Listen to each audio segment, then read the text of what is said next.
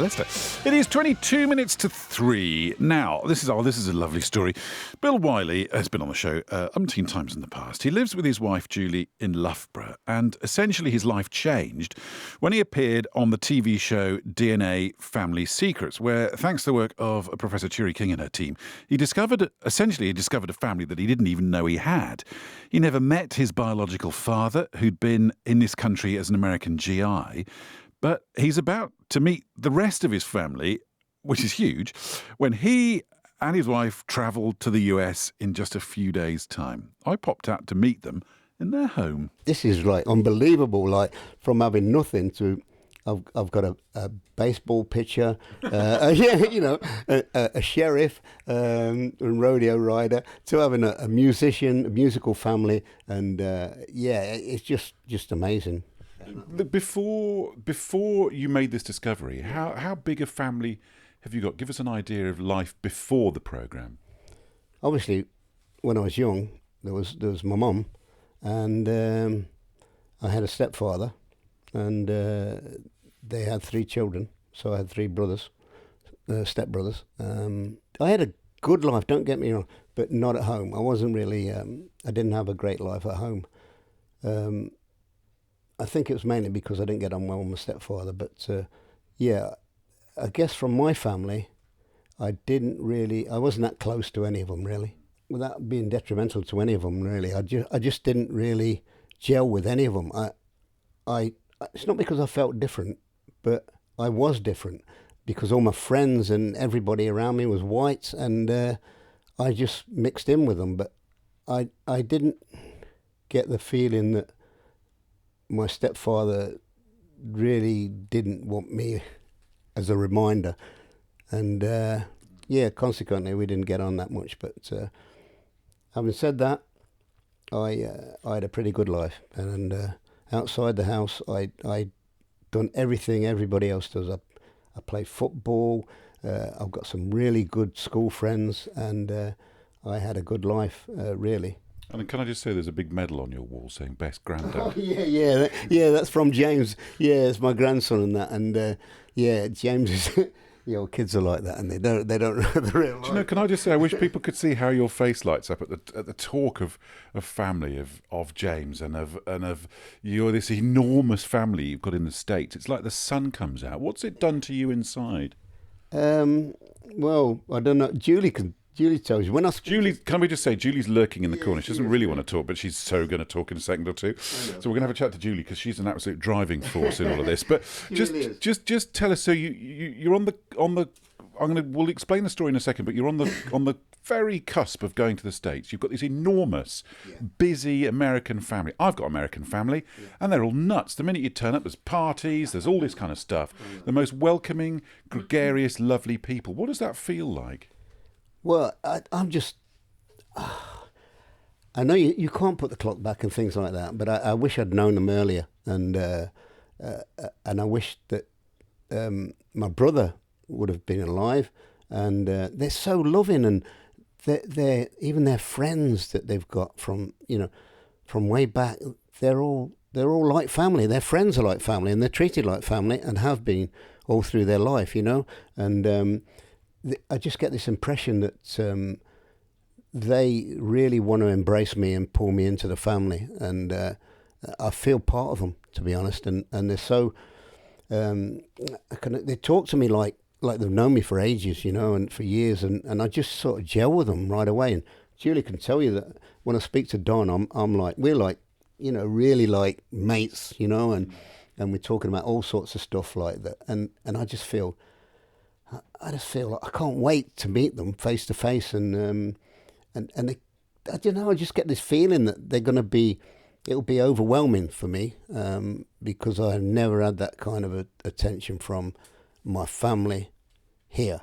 My immediate family, yes, my kids and grandkids and that, but from early childhood, that kind of family, most of them are gone now, but and to be honest, I didn't see them for years and years and years, and I still don't have a lot to do with them now. I know you're a rough, tough naval guy. There's big pictures of your ships, and there's even ship's clock and barometer on the wall. Yeah, so, you're a rough, tough guy, and you've seen some stuff. But I figure that there's going to be some tears when you get to the States. Yeah, I think there will. I feel it now. It's just sort of like when you're talking about it. But there's so much over there that I feel like I've missed, really. And I know for a fact that I'm going down to see my dad's grave and that, and my brother's grave, and that to me that'll tug at my heartstrings, really, because it's something that really I never dreamed of, and they're just ordinary people, and I like that. It's just that makes me feel part of them, because I'm ordinary, and they are. But there's nothing ordinary about you, Bill. I'm telling you that for nothing. Julie, hot chin a little bit. Hot chin, so I can get. So can we just move that table? Just keep coming. Let them get to you. So you obviously adore each other.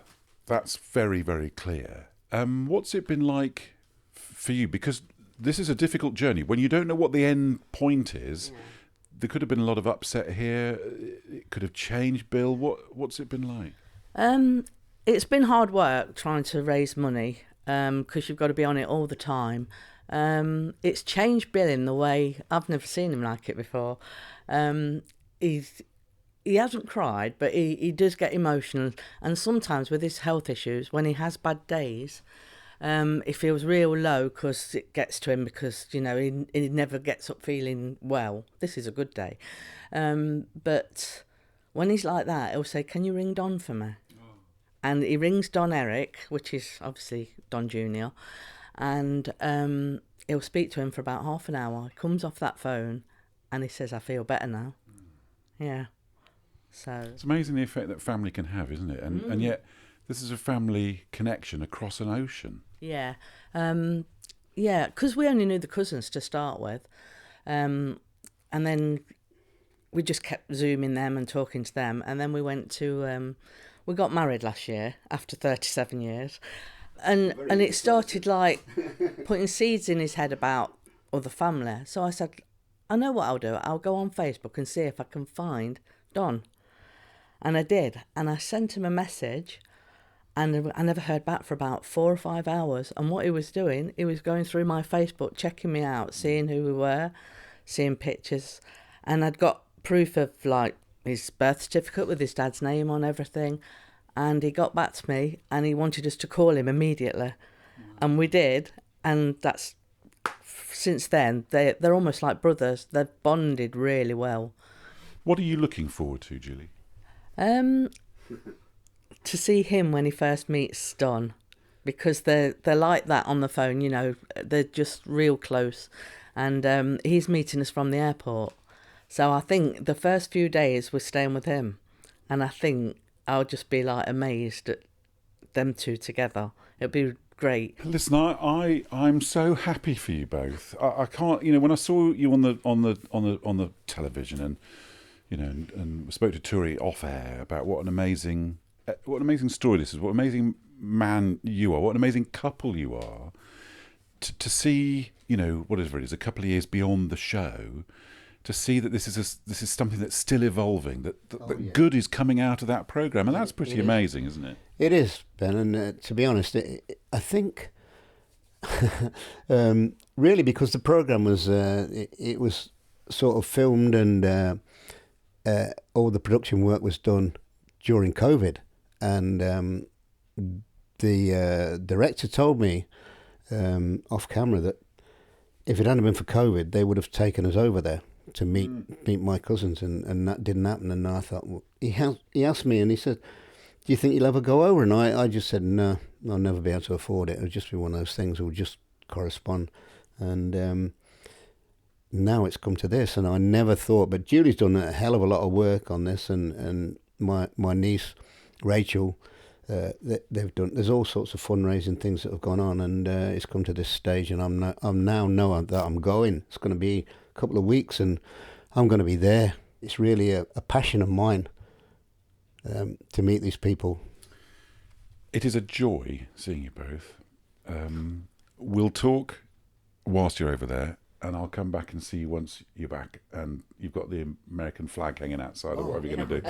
A Lone Star The State. very, very, very best of luck. You know that there's a lot of people from here that are absolutely rooting for you both. So have the best time. Well, I've got to thank all your listeners, Ben, that some of them have contributed, and it's kind of, you've given us a platform there, and it's made a lot of this possible, and I thank them all out there, and I really do. It's really, I really couldn't have done it myself, and I really couldn't have put myself out there to do this kind of thing, because I'm not that kind of person. I don't go around asking for help, but in this situation, I'm so glad it's happened, and I want people to know that they've made this happen. So thank you all. Just keep your fingers crossed for them. It's going to be the most amazing visit, and we'll let you know how it goes. But keep your fingers crossed for them. It's as good as it can possibly be. I'm sure it will be. Look, it's 11 minutes to 3. You're listening to BBC Radio Leicester.